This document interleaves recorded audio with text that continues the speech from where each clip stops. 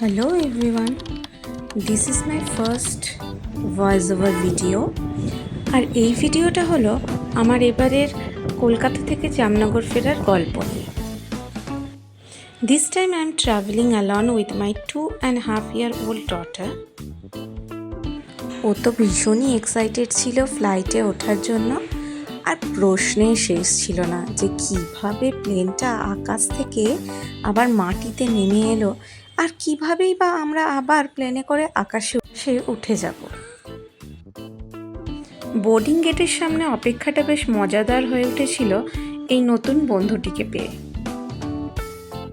কিন্তু প্লেনের মধ্যে বেশিরভাগ সময়টা ম্যাডাম আমার কোলে ঘুমিয়েই কাটিয়েছিলেন।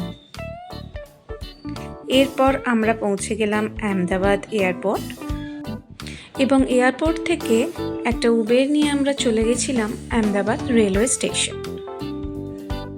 ট্রেনের জার্নিটাও বেশ অনেকক্ষণের ছিল, তাই ওকে বিজি রাখার জন্য কালার বক্স আর ড্রয়িং খাতা বার করে দেওয়া হয়েছিল। আর এভাবেই বাকি রাস্তাটা আমরা বেশ মজা করতে করতে পৌঁছে গেছিলাম আমাদের গন্তব্য স্টেশন জামনগর। তোমরা সবাই জানিও আমার এই ভিডিওটা কেমন লাগলো তোমাদের।